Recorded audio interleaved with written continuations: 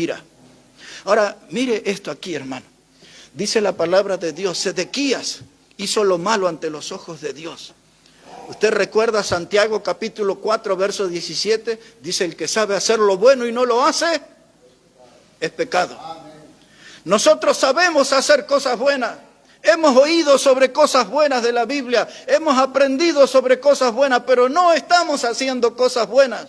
O no todas las cosas que hacemos son buenas. Y la Biblia dice, si usted sabe hacer lo bueno, pero no lo hace, entonces eso es pecado. El pueblo, hermanos, dice que se rebeló.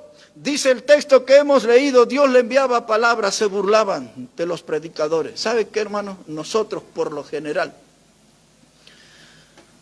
los cristianos somos gente rebelde.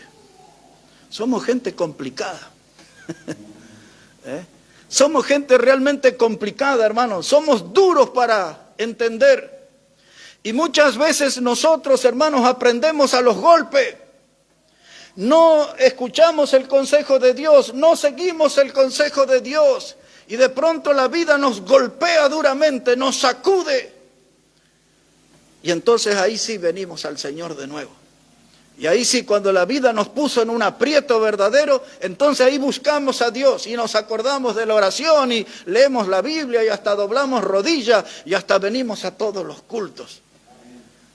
Aquí en la Argentina se dice, estos son hijos del rigor. Cuando se usa esa expresión, hijos del rigor, dice, estos aprenden solamente si los maltratás. Y hermanos, Dios es amor y Dios quiere darnos su amor. Pero hay veces, hermanos, que somos tan duros que Dios ya nos deja que nos metamos en problemas para a ver si así le buscamos alguna vez. Y es eso lo que estaba pasando aquí, hermanos. ¿Cuánta gente yo he visto lastimarse inútilmente porque dejaron el camino del Señor?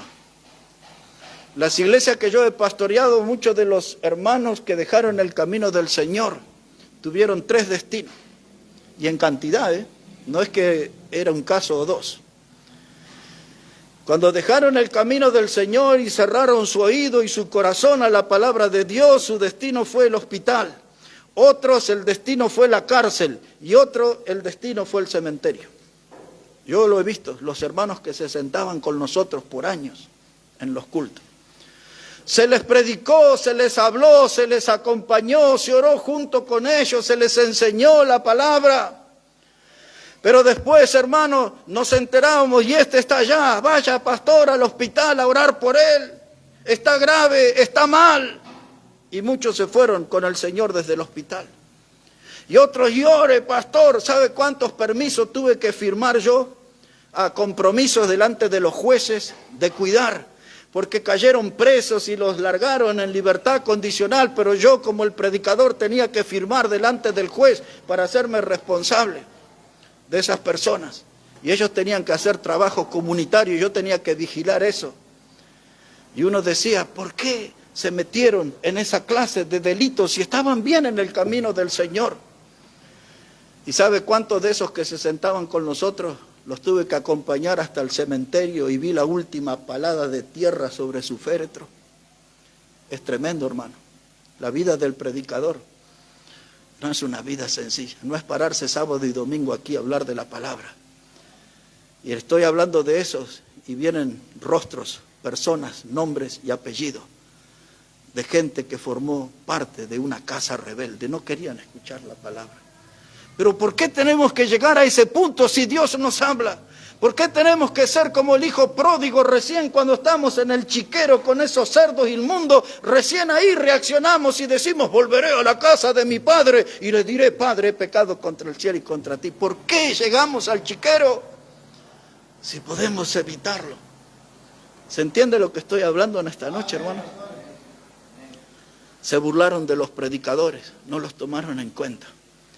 Como ya voy a saltar de texto, quiero decirles esto a todos, a los que conocen y a los que no conocen.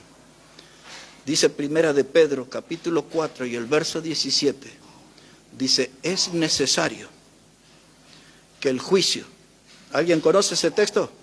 ¿Cómo dice? Dígalo fuerte. Que el juicio comience por la casa de Dios. Y usted dice, ¿y por qué aquel borracho? ¿Por qué aquel ladrón? ¿Por qué aquel asesino? ¿Por qué aquel drogadicto no le pasa nada?